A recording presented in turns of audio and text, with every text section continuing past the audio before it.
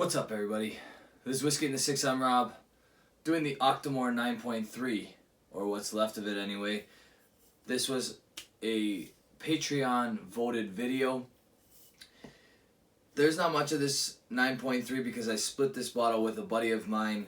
The 9.3s, or the .3s anyway, are usually aged in some sort of wine cask before being bottled.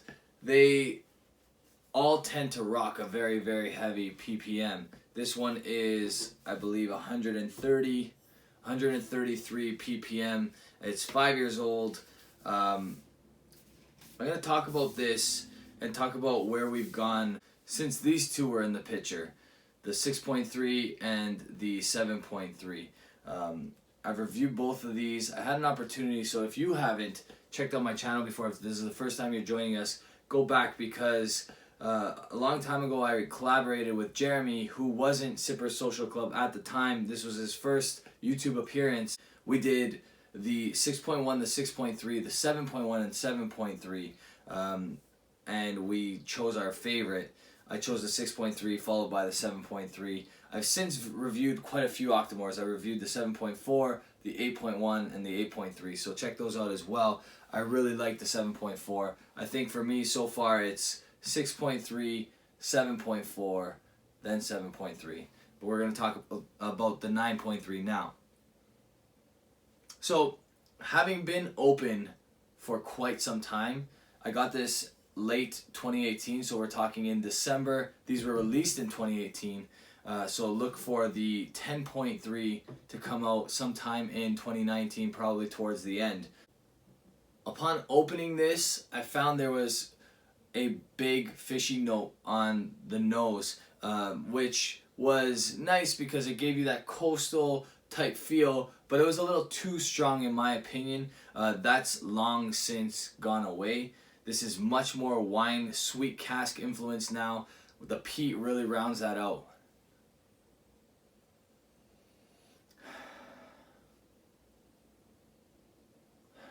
Okay, so there's a combination of casks in this whiskey. I'm not going to go too much into detail about that.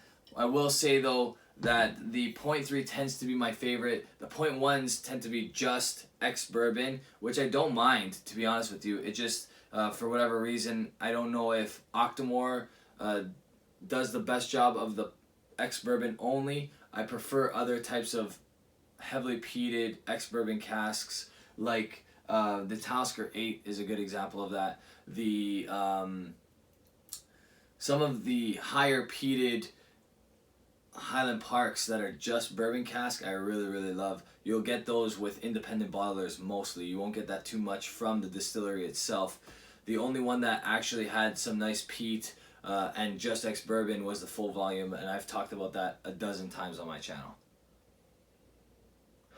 So, really nice nose. A little bit of like a barbecued rib. Maybe like a beautiful sweet brown sugar type barbecue sauce. You're definitely getting that smoke. But it doesn't come off as a typical Islay smoke. Although this is an Islay, Bruichladdich Islay. But their Octomores come off more of a different style of peat. It's much more barbecue focused, or barbecue-esque, as opposed to your medicinal iodine type notes that you would get from other Islay whiskeys like Ardbeg, like Laphroaig. This is cask strength, so this is 62.9%, but you can put your nose in here, no problem, not have any issues. It's got a really nice vanilla note, almost like a powdered sugar type note, like icing sugar. There's a bit of like a spearmint note in there as well, probably coming from the oak. Very, very nice. On the palate,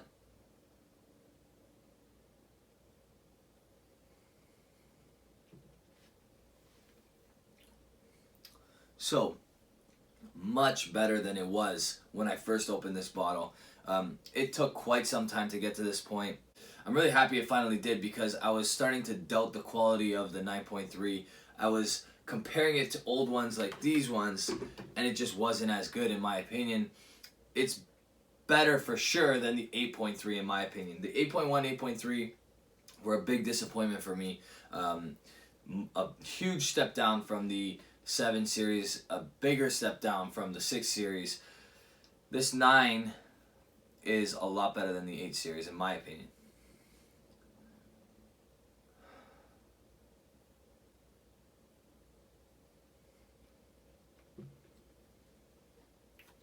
Nice notes. I love this ability to drink at full proof despite only being 5 years old. Cask strength, 62.9%. It's got a heavy ABV. It's got a heavy amount of peat, but you can easily drink this at cask strength. You got to go a little bit slower, more for your liver's sake than your palate's sake. But there's very little burn, which is beautiful, and it's a mouth coating feel. I almost feel like a little bit of water will damage that palate texture, but I'm gonna add some just for the sake of the video. So with just a drop of water now, there's been a slight change in the nose. Getting some floral notes now, less peat, less smoke, less barbecue. That wine cask is actually starting to come out a little bit more. More vanilla as well.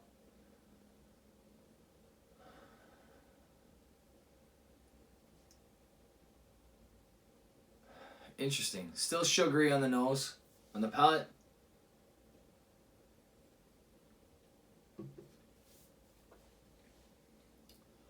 Yeah, it's good. It's dialed up a little bit on the palate. You still get a little bit of that barbecue. More sweetness.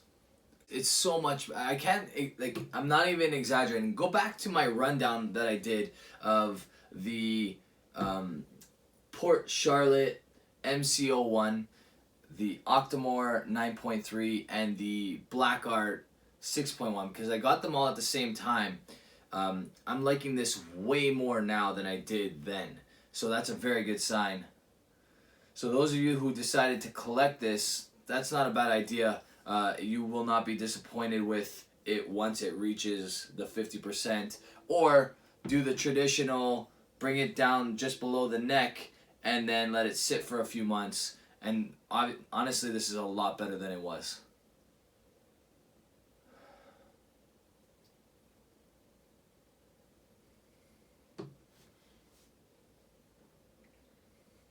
Yeah, wow. Really, really nice. It's super sweet, which is exactly what I want from a 0.3 Octomore. I want that sweetness, I want that heavy peat, I want that combination. You don't detect the youth because the peat masks it, in my opinion. That's why they use such a heavy amount of peat, because the way it's treated, the way it's transferred from casks, the fact that it's heavy on the ppm, it masks the youth. And I think if you're gonna put out a young whiskey, it's smart to put out a young whiskey with a heavy amount of peat, because you will not pick up the youthfulness as much as you would if it was just the spirit talking without the smokiness.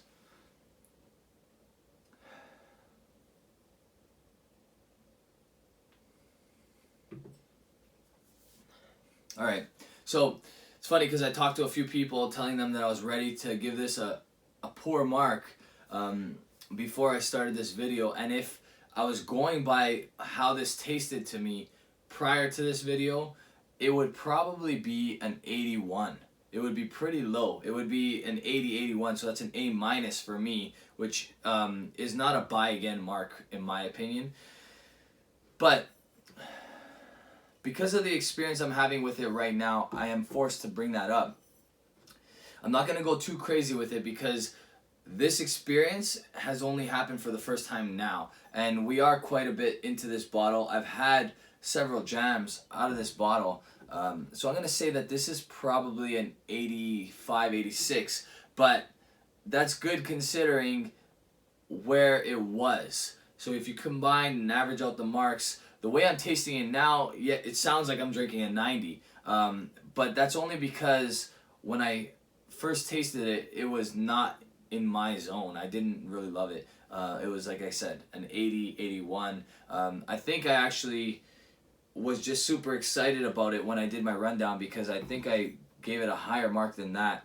But afterwards, I started really sitting down with it and getting to know the whiskey, and I wasn't in love. And that's changed today, because knowing what I know now, I'd probably buy a second bottle of this.